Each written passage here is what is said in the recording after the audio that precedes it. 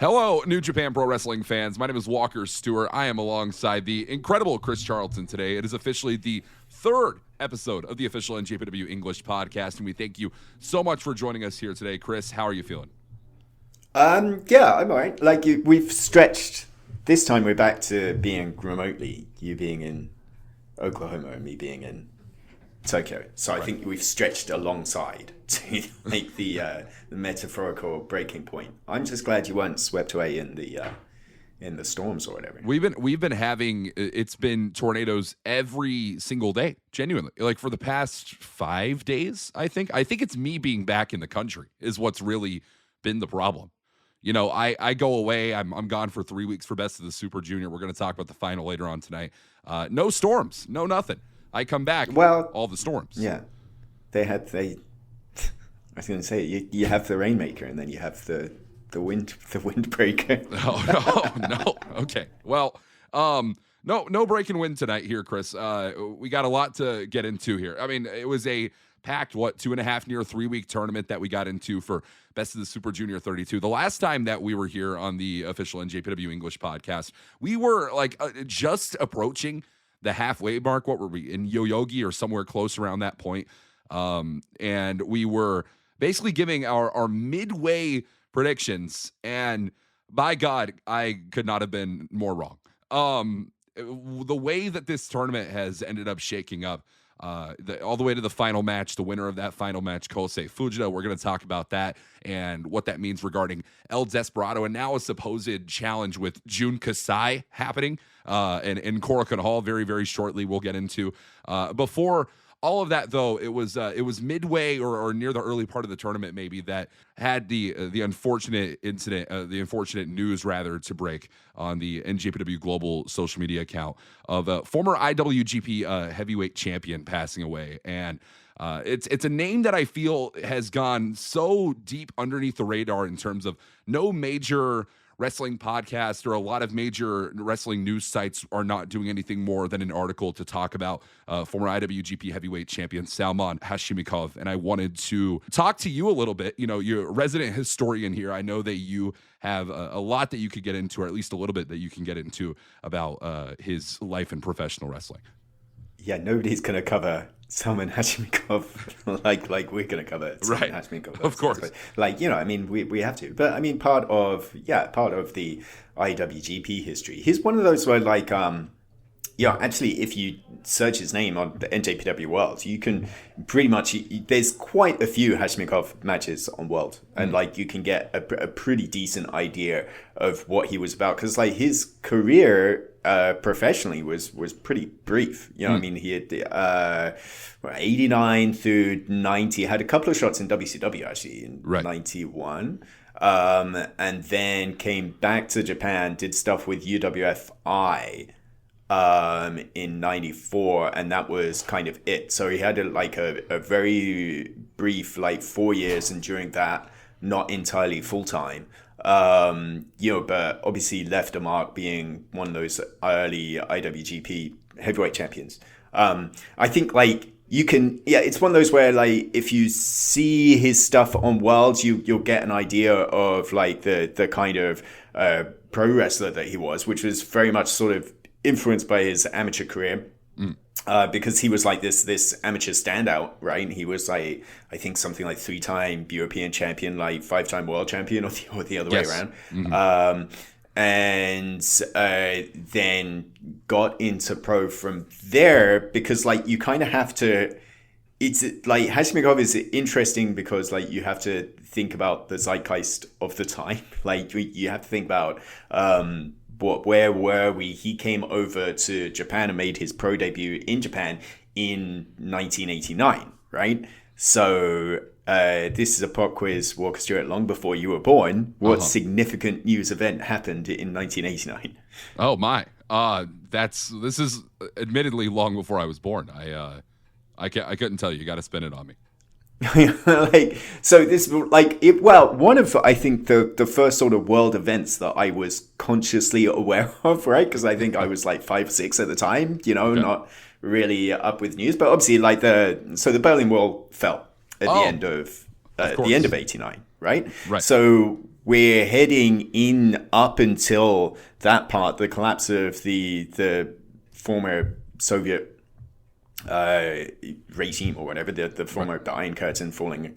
And so in the lead up to that, that was the kind of the gradual sort of breaking down of what was, I guess, East-West Germany, like the Soviet bloc and the West or whatever. And you also had at the same time Antonio Inoki branching into politics, right?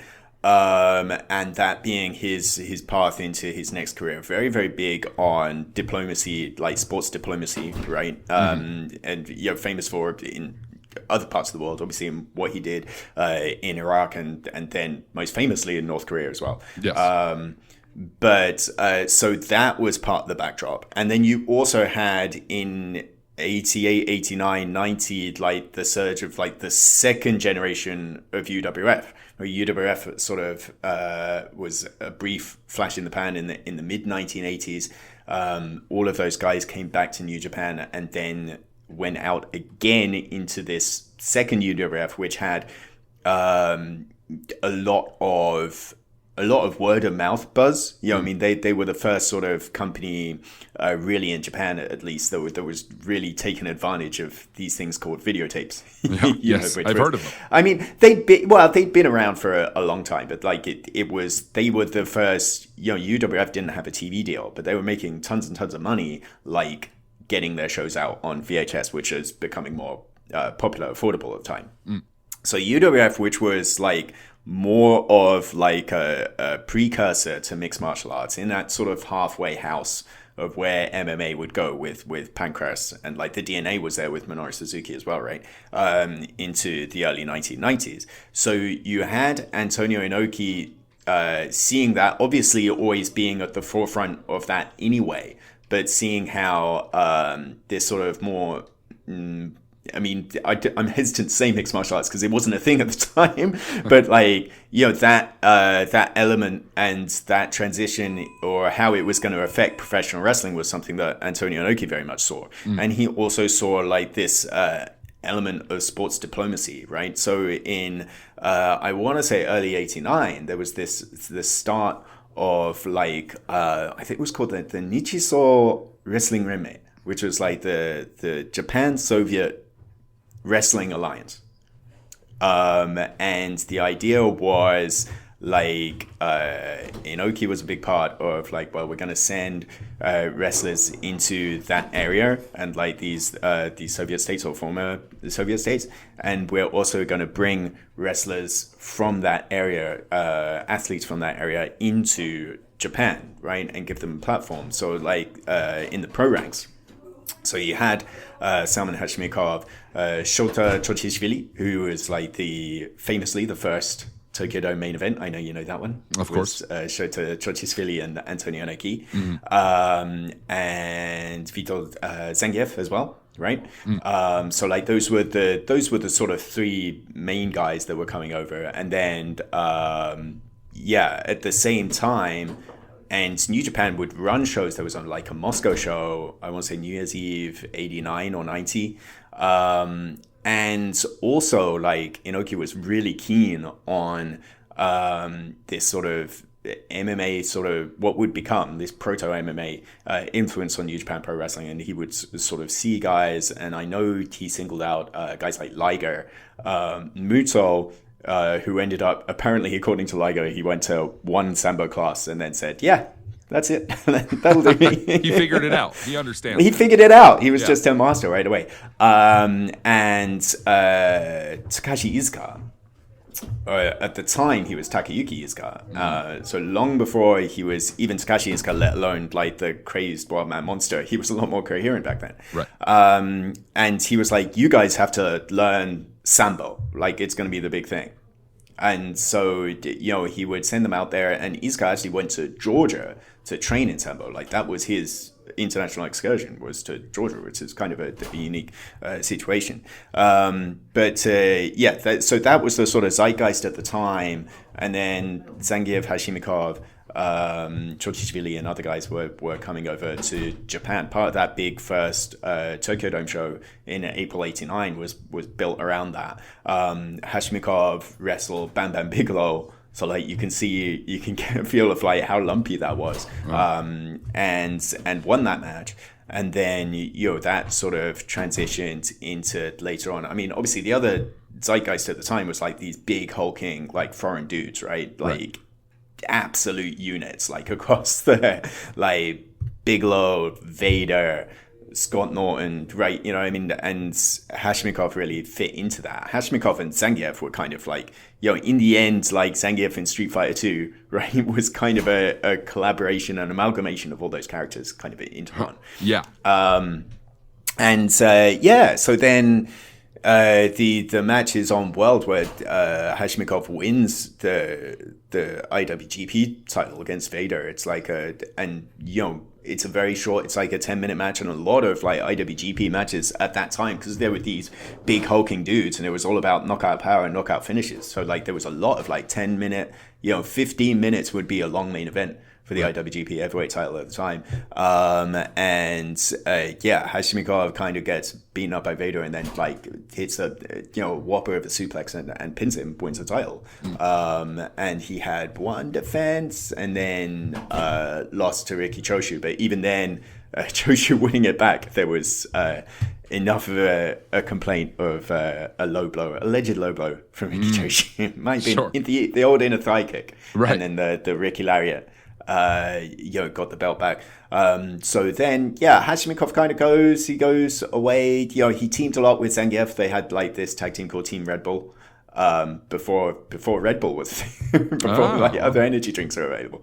And then he sort of looped around, instead went to WCW had a handful of matches in WCW, and then came back to loop it back to UWF in UWFI in around 94, and they did the Vader rematch then, because Vader was on another sort of loop in Japan. Like Vader in UWFI, like if you want to branch out of the New Japan over and into all the UWFI stuff, that's stuff to watch, definitely.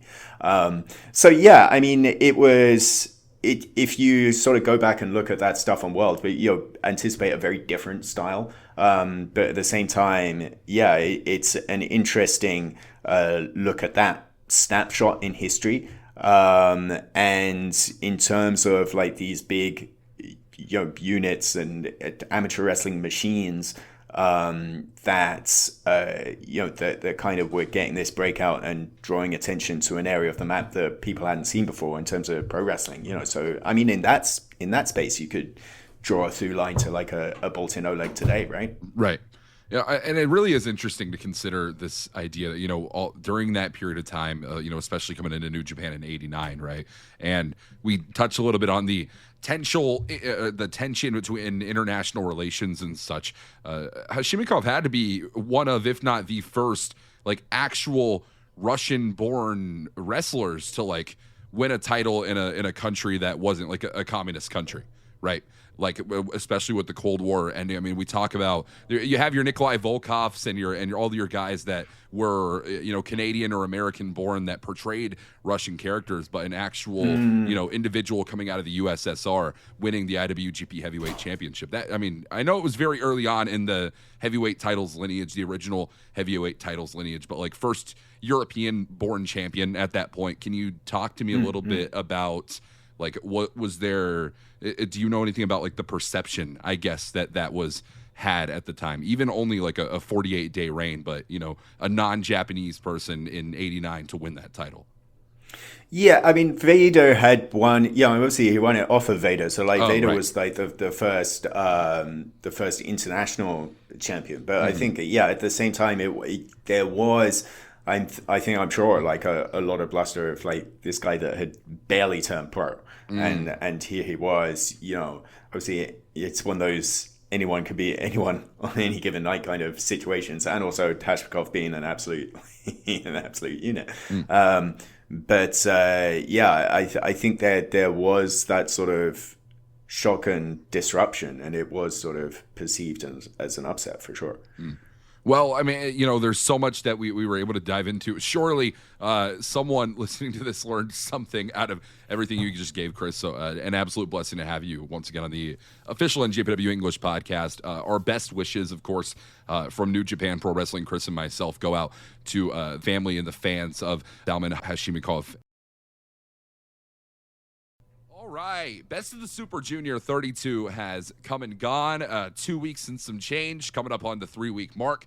And good Lord, Chris, I said it at the top of the show, but I could not have had it more wrong, I feel, when it comes to the Best of the Super Junior situation that we saw in the final. I think by the time that we were recording, Kosei Fujita might have still been on that early undefeated streak that he was on.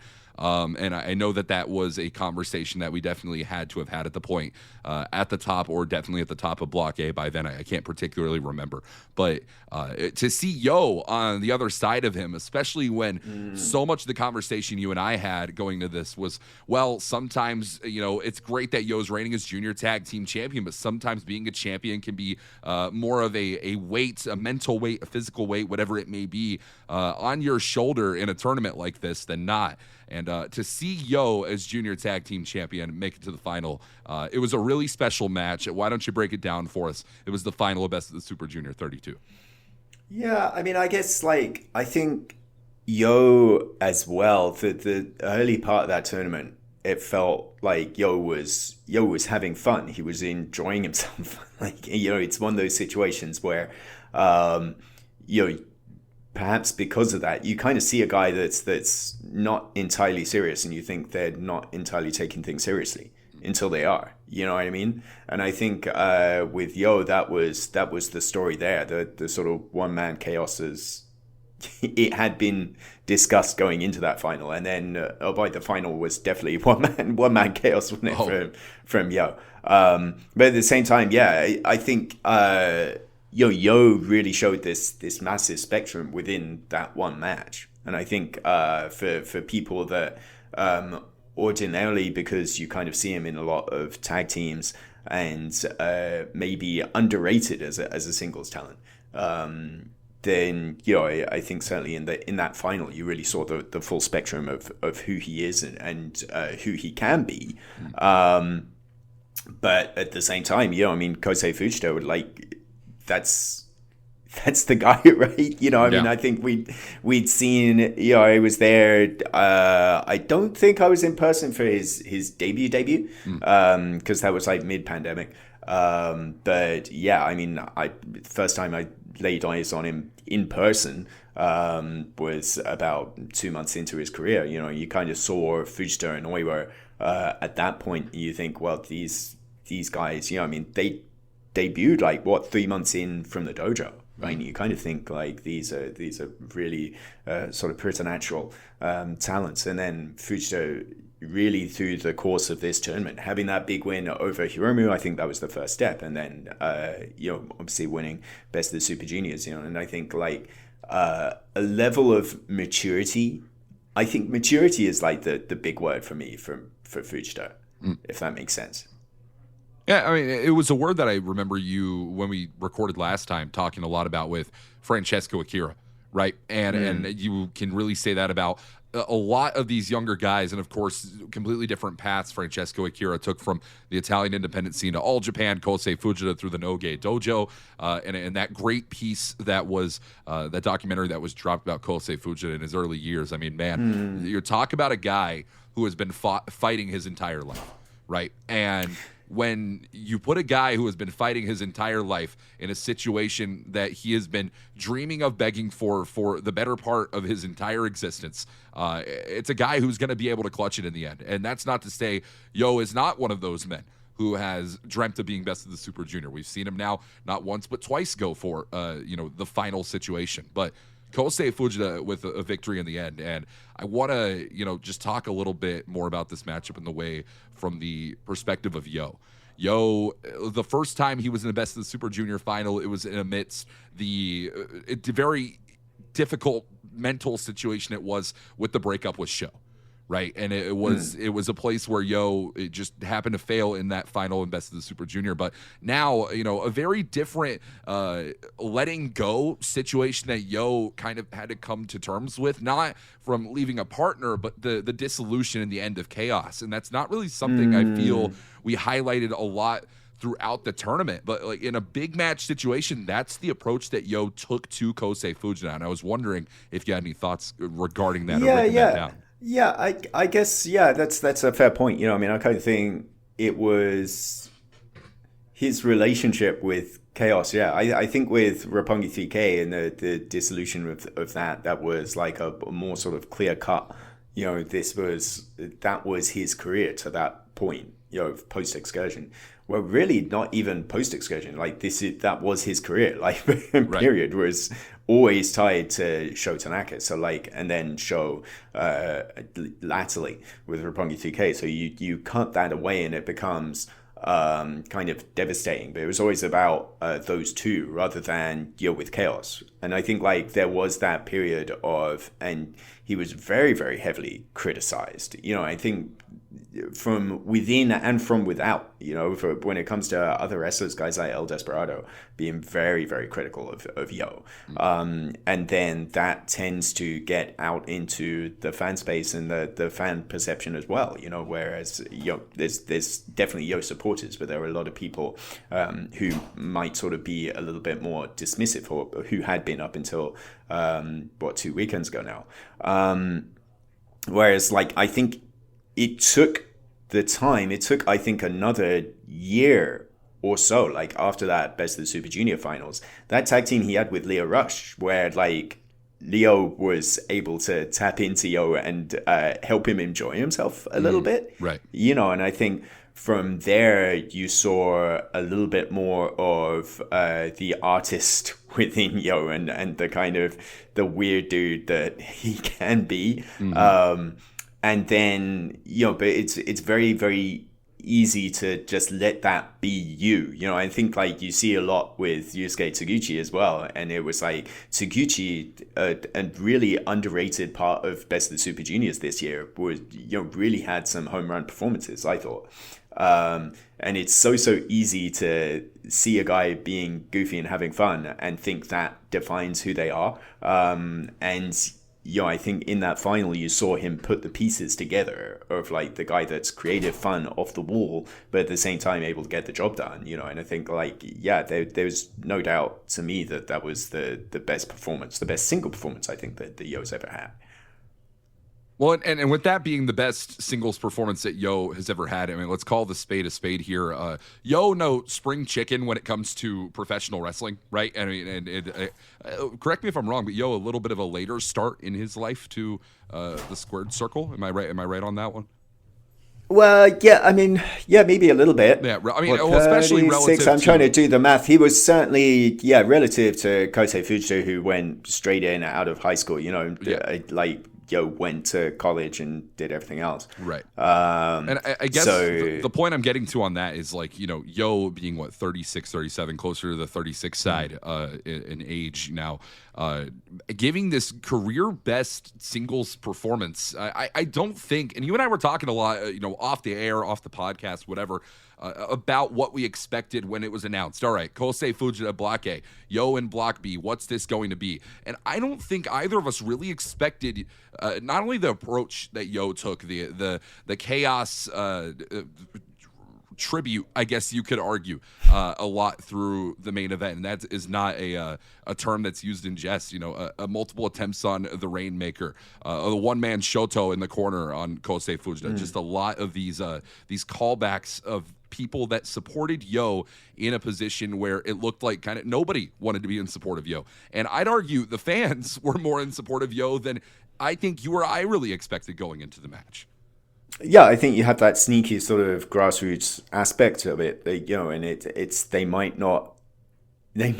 you might not sort of see or hear them all the time, but then when it comes to when a guy needs the most, that's when you hear it, and I think there was the Goto-ness of it all as well. Yeah, but to get back to, as you said, the guy's sort of 36, 37, I think very often in this business we see that guys in their mid-30s being right at their peak, right? It's where, like, as a wrestler, the physical is still all there and hasn't really begun to decline. But the mental has caught up to the physical. And you're able to put exactly the right pieces in the right order, in the right place. And, I think if anything, that was, I'd say maturity on Fujita's part, maturity on Yo's part as well. Like that was probably something you really see in that performance. And that is what makes things scarily good for Kosei Fujita, who at 22 has so much of those capabilities and has put those pieces together. And, you could say he isn't even going to begin to peak for another like 12, 13 years. Like that is a really sort of impressive thing. And I think like, a sort of sign of that maturity, in my opinion, was his attitude sort of after the match, right?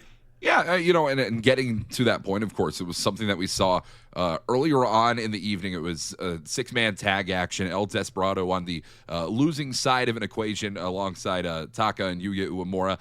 And who would manage to come out? Oh, my Lord. Who could have called this, Chris? I didn't know he was in the building. I didn't even know he was in the damn prefecture. Jun Kasai makes his way down to ringside. And it is not the Despe Invitacional that we are getting in the year of our Lord 2025. It is the Death Pain Invitacional that it looks like that we are going to be set for Korakuen Hall. Yeah, June the 24th. And, that sort of comes off the back of what Kasai's beaten Desperado twice this year, right? But once in the 3-way death match and once in a tag match. But Desperado kind of saying, well, I want that last singles match with you, and because you've beaten me twice, I should put the junior heavyweight championship on the line. And Kasai to kind of like almost saying, I'm more interested in the guy that holds the title rather than the title itself, right? But Desperado insisting, which I think, there's a lot of, because I think there's a lot of discourse about this match, why that's an IWGP Junior Heavyweight Championship match, and from Fujita's position as well, like typically a lot of times you have guys going for a title at Dominion, which we'll get into, but Fujita choosing to defer that, right? But to take that sort of one step at a time, I think it's interesting. Obviously, the first time you had Despe and Kasai, Despe breaks his jaw, it's a no contest, right? And that sets everything, if you set that sort of first stone rolling, that begets, without that happening, Doki doesn't get into Best of the Super Juniors, right? And then Doki doesn't become IWGP Junior Heavyweight, and perhaps none of us are here. Right, it's a spiral. It's certainly a spiral. But then in 22, they have the rematch. Despe wins, and then it becomes. But even if it's felt at each stage of the game, Desperado's relationship to Jun Kasai is like he's on away turf every time, right? Even there's that sort of famous thing after that, the rematch they have in 22 of like Jun Kasai saying, deathmatch isn't about death, it's about life, and teaching those life lessons to El Desperado. And so it's felt every single step of the way that every time El Desperado is going into these situations with Jun Kasai, he's going in there as a challenger. And this is the first time where, he's able to dictate the sequence of events, or like, dictate the conversation to the point of like, I don't want for this to be a non-title match, because then I'm the challenger again, right? I'm going into your field and your domain, and this is the first time where they can have a match where it's in Desperado's domain, and I think like that's why to Despe it's more important to put the title on the line than it is to not. Right. I think that there's an interesting through line through all of this of three men who all kind of want different things, and it's all going to lead to the same place depending. Like, okay, El Desperado wants to defend the junior heavyweight title against Jun Kasai. That's one thing Desperado wants. Kasai doesn't really, not that he doesn't care about the IWGP. It's the IWGP for a reason. It's a standard here in Japan, but again, more interested in the personal relationship with El Desperado. Then you throw in this third factor of not only, Kosei Fujita as Best of the Super Junior winner, the youngest ever Best of the Super Junior winner. Let's not bury the lead there. The history-making moment that we saw back on night 13 of the tournament. And Kosei Fujita, again, more so interested in facing Desperado than he is Kasai for the junior title, no matter which way that goes, but recognizes that if Kasai, very much challenges for this title, which it looks like this is going to be the case here, no telling when Kosei Fujita is going to be getting that championship matchup, and he may very well be throwing away his opportunity to be the youngest ever IWGP junior heavyweight champion of all time. He's coming up on that 23-year mark, Chris. Sure. Yeah. I mean, but I think like that there goes the mark of the maturity to kind of say on his part, I don't want to have this title match with El Desperado, even though like I would be the youngest if we did it at Dominion. Mm-hmm. I don't want that. He doesn't want the Japanese announce team, or he doesn't want me and you during that championship match to be talking about, well, Desperado's got Jun Kasai in 2 weeks. Right. Mm-hmm. And he doesn't want El Desperado to be wrestling Kosei Fujita while he's thinking about Jun Kasai, right? Which I think, that speaks to, and it's something that happens from time to time, and it's the nature of the beast where somebody has 2, 3, 4 directions all at once. But like, let's prioritize here. Let's go one by one through these. And Kosei Fujita to have the wrestling IQ, I suppose, or the psychology, the maturity to say that, hey, I'm going to be the youngest Best of the Super Junior winner. That's already, I've already made history. To be the junior heavyweight champion, the youngest junior heavyweight champion, but to have that be a sort of footnote. And by the way, pop quiz, Walker, who is the youngest IWGP junior heavyweight champion? Well, that's your good friend back during his days as Black Tiger. That's our old pal Rocky Romero, Chris. Right, our old pal Rocky Romero. So he's held that ground for what? For almost 20 years at this point. Yeah, right. But I think it's the real sort of mark of the man to say that. And also at the same time, when he made those comments, I recall, being 2019 when Ospreay beat Shingo Takagi, right? Mm-hmm. In Best of the Super Juniors. And I remember having the press conference the next day.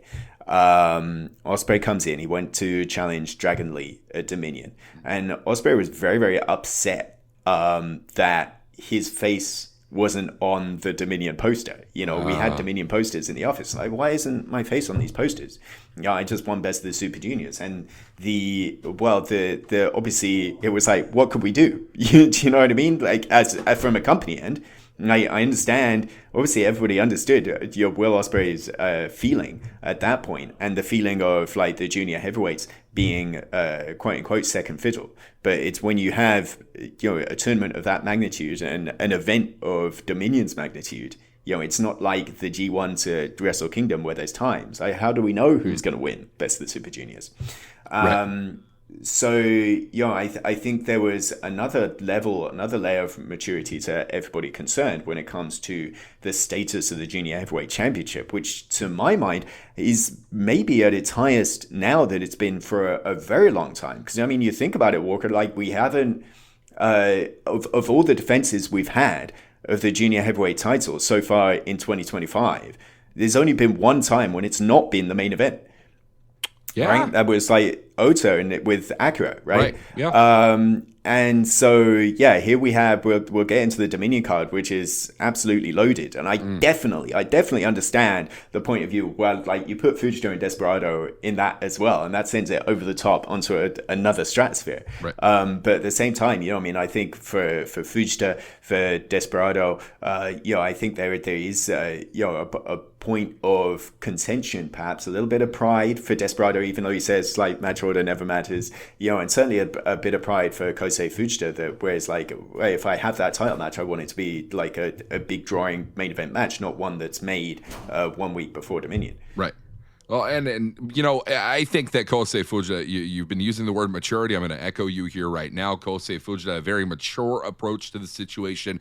Now the question remains, who will he face for the IWGP Junior Heavyweight title and when? Well, that's to be determined coming up in the future after Jun Kasai faces off against El Desperado with the Junior Heavyweight title on the line. But while Kosei Fujita lays in the ranks in the singles division with the junior title, Yo is going to be very well and busy and is going to have his hands full alongside Master Wato with House of Torture. We're getting into the Dominion card. This is coming up on June 15th, live with English coverage in Osaka Joe Hall. I don't want to touch on every single match, although we definitely have a lot of material to be able to do so throughout the evening if we wanted. I wanted to talk about this one coming off the back of Best of the Super Junior, though, and I really feel it was Yoshinobu Kanemaru against Master Wato, and all the succeeding matches that we saw between those two in 6-man and 8-man tag team competition that really brought us to this point. Kanemaru and Sho now taking on Wato and Yo, and I have no idea what the state of Wato's knee and ankle are going into that match.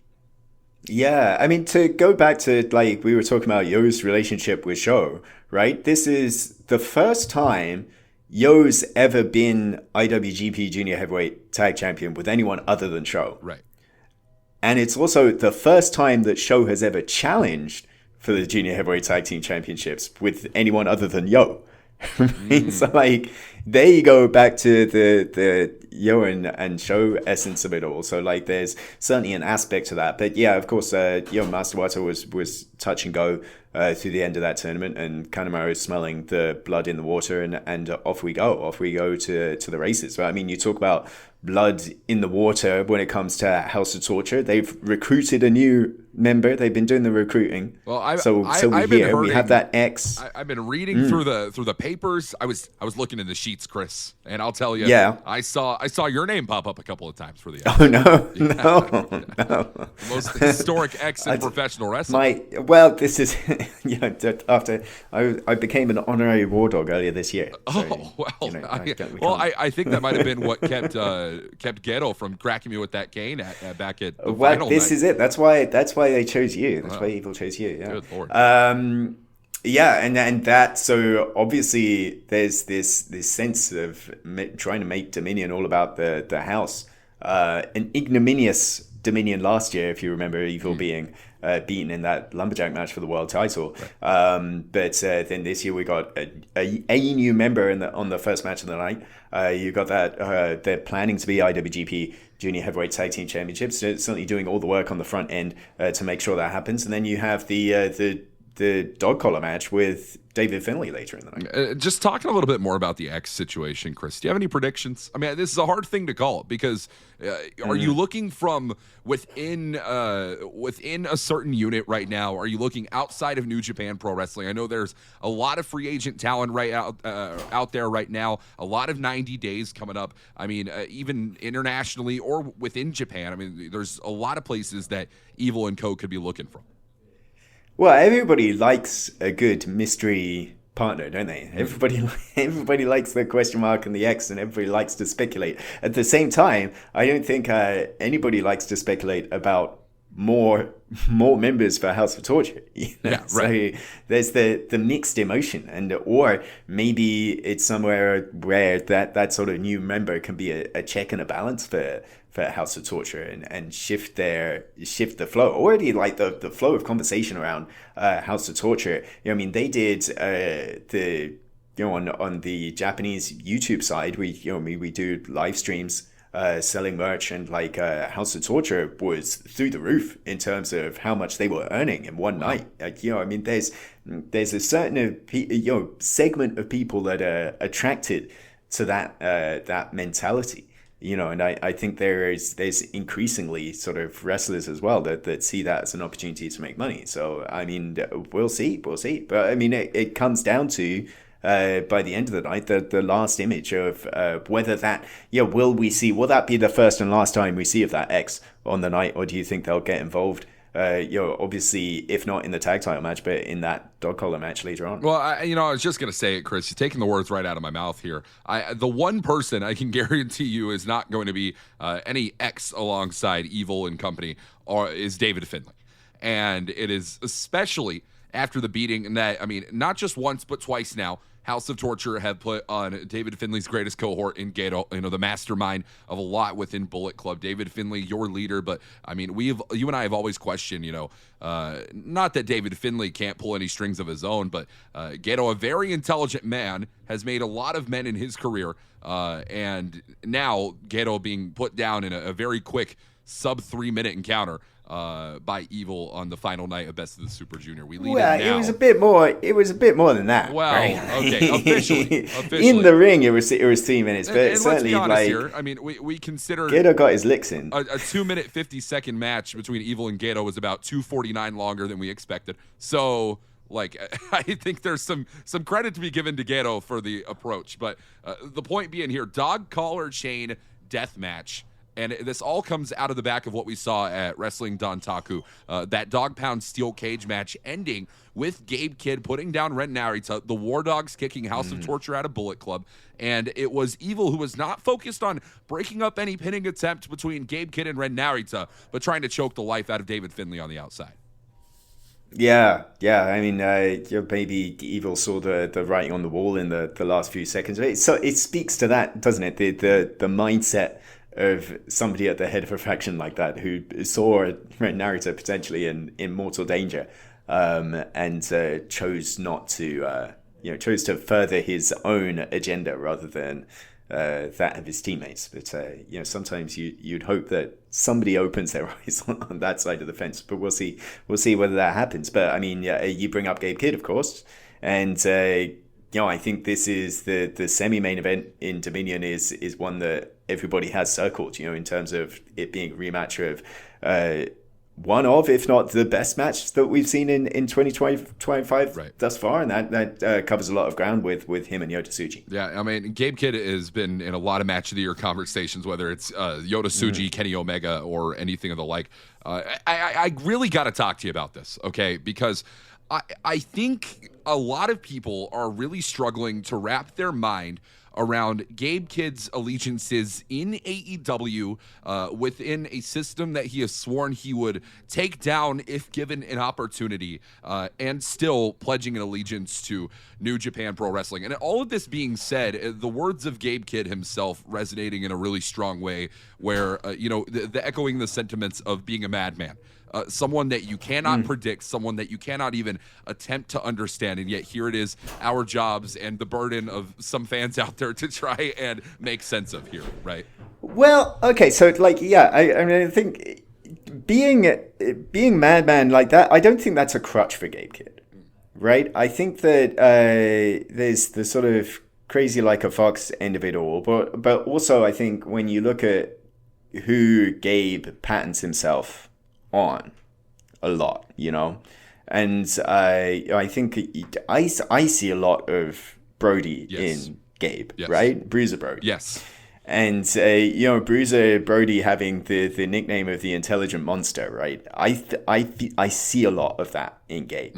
And obviously we can't hope to necessarily understand what's going on in Gabe's mind point to point. But certainly I think he has a vision of why he did what he did. And I think it is more thought out than some may assume just literally on the face of it.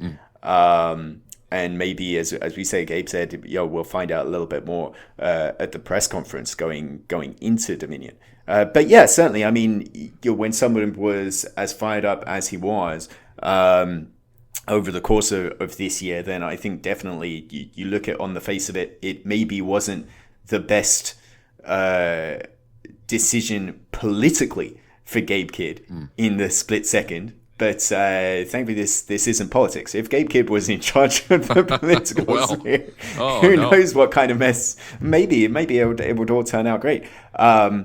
But yeah, I think there is obviously that backdrop that you can't ignore. But I think there is much more to that than initially meets the eye, and we'll see what happens. But the point, obviously, all the politics go out the window when the bell rings, and like Gabe Kidd and Yota Tsuji. I mean, I think it speaks to, and Tsuji has said as well, like you can each have the same goals but different ideas of how to get there, right? And that's what makes everybody different. And I think like Tsuji and Gabe Kidd definitely are united in that goal, that mindset of making New Japan number one in the world, believing that New Japan is number one in the world, but both having very diverse approaches in terms of how they're doing it. And obviously Gabe Kidd feeling he's going to take a much more hands-on approach with someone that's as destructive as Jon Moxley is to AEW. Right. And on that subject there, I mean, I really think that there is, and this is, is a delusion on my part. I'm not entirely certain, and maybe you could shed some light on it on a later date. Maybe Gabe Kidd will do so at the press conference. I think there is the story that Jon Moxley tells of Gabe Kidd, quote unquote, working for the Death Riders, working for Jon Moxley, and it is a entirely different perception in the mind of Gabe Kidd. There is no Gabe Kidd working for anybody. Even in the conversations we've had about Gabe Kidd within the War Dogs, Gabe Kidd does not work for David Finlay in the mind of Gabe Kidd. Sure. Right. Yeah.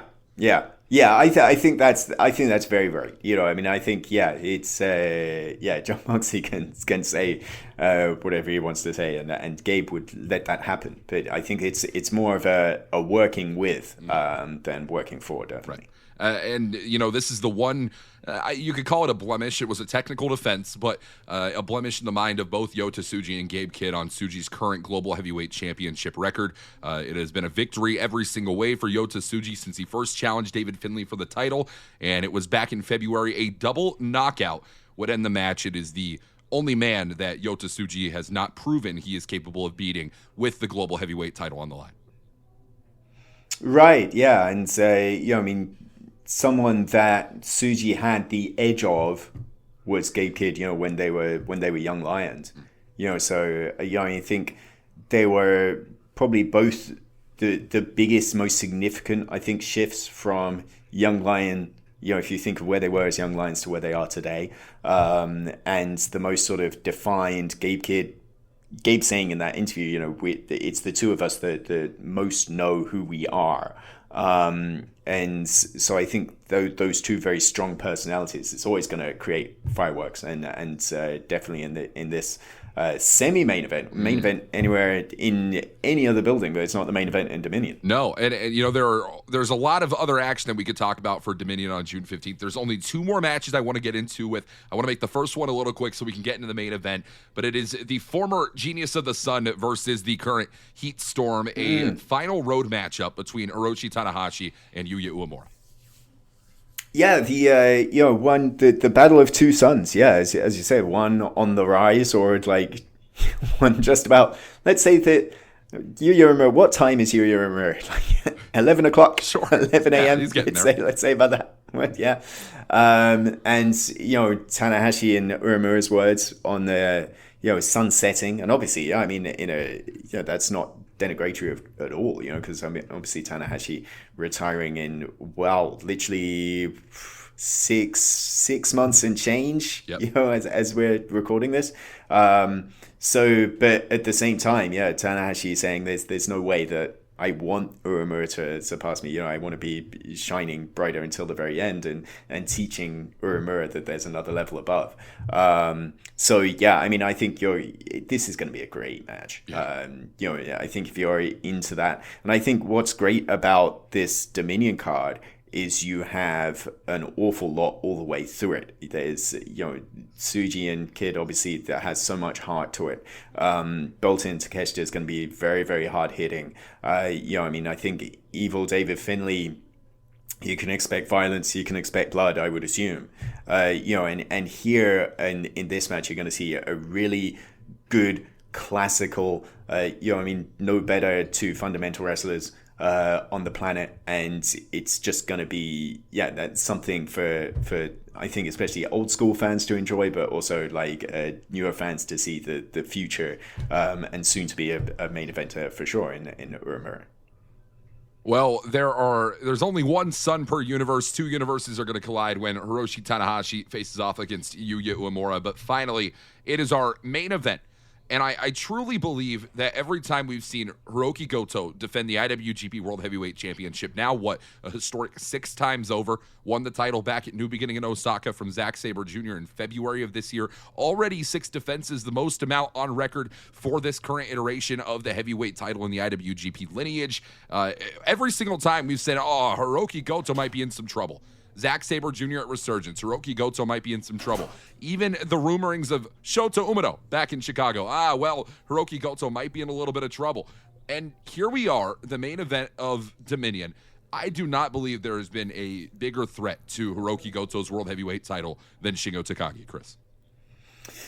Yeah, I mean, all the stars aligning in terms of Takagi against Goto. I mean, if you look at the history of the two, Takagi having the upper hand. Takagi's first singles championship in New Japan was at Goto's expense. And, even you look at the place and time, and it was Dominion in 2021 that Shingo first became IWGP World Heavyweight Champion. And now we are back again. And yeah, as you said, Goto being arguably at his, on the one side, you could say arguably at his most beatable because, he had that really tight string of defenses. And then that last one, coming with a double fall draw against Zack Sabre Jr. I mean, that clearly shows that perhaps Goto on the brink of being run ragged, but at the same time, by the same token, Goto's had like a month to rest and recoup and repair. I know probably by the time you listen to this, there'll be an interview with NJPW1972.com where, he's talking about, how important that month to sort of reset mentally, physically has been to him. But at the same time, Shingo's had that same sort of period, and having that, I think that comment that he had on the mic in Ota, that sort of mic exchange, which we don't really see very much of here in New Japan. Yes. A lot of guys sort of leave that for the backstage comments, but Shingo is saying, hey, I don't have a family, I don't have a beautiful wife, I don't have beautiful children like you do, I don't have a faction,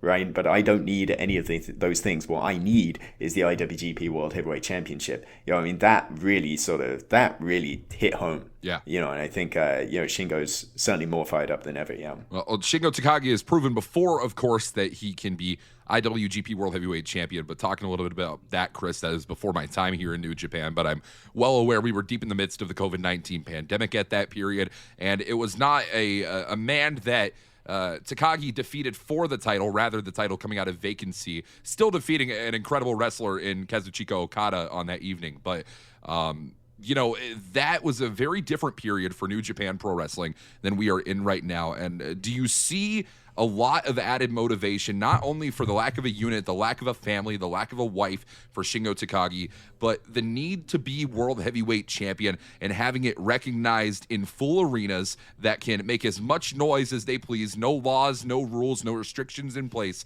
as to how much people can appreciate Takagi as champion? Yeah, sure. I think, and he's already had a moment like that against Tanahashi earlier this year, right? Being able to do that in front of his home crowd, finally having that Tanahashi match in front of a cheering crowd, that's been really, really important to him, So, I think, maybe, I think that in the broader wrestling sphere, there are pundits that might think that was Shingo's big chance, and it's such a shame that Shingo peaked in terms of career achievements, when the crowds were so silent. But here we've already seen, trends being bucked. We always thought that Goto would forever be the nearly man, and he never quite did it. And yet this year he has done it, and he has had not just even a transitionary reign, having like a very, very successful reign as World Heavyweight Champion. So, I think definitely you can't discount Shingo Takagi from winning it. I think he has a very good chance of doing so. And then if he did, he would have those cheering crowds all the way through the G1, you would assume. Mm-hmm.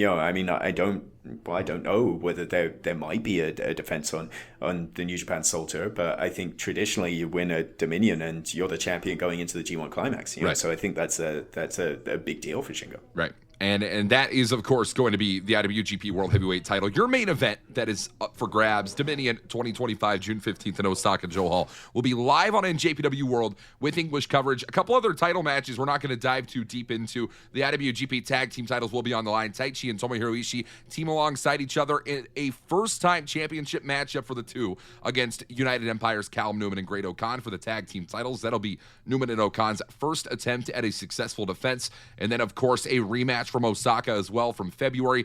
Bolton, Oleg, Konosuke, Takeshita, they're tied 1-1. We're going to see if Oleg can walk away the new never open weight champion. Chris, any final thoughts about Dominion? I think it's going to be a great. Oh God, it's I love Dominion. I love Dominion as the real sort of kickoff to the summer. And then summer really hits when G1 Climax rolls around in July, of course. But like this is the kickoff to the summer, and it's the end of the first act of 2025, so to speak. When you think about everything that's happened over the last 6 months, and now here we are. We put a pin in this first half, and then with the G1, we're going to get into the second half and onto the road to the Tokyo Dome, and again. So it's one of those massive, one of those tent poles, as they say in the entertainment biz, one of those big events that you have to focus in and around. And obviously the best way to do that's in person. You can still get tickets if you're hearing our voices anywhere in the world or for friends at E+. But if you can't do that, then we've got the best seats for you on New Japan World. Yep, you can celebrate the midway point right with us live on NJPW World. We're going to be live at 4 p.m. Japanese Standard Time. Put that into your little Google machine, your Twitter machine, whatever shows you time zones. I don't know, MapQuest. Figure it out. And you can watch live on NJPW World. For Chris Charlton, I've been Walker Stewart. You can follow New Japan Pro Wrestling at NJPW Global, hashtag NJPW Pod. If you want to talk about the podcast or anything like that, you can follow Chris Charlton at ReasonJP on X or Twitter or whatever we're calling it this week, at Velvet Voice WS on all social media for myself. For Chris Charlton, this has been the official NJPW English Podcast. Goki Genyo, sayonara, and bye-bye.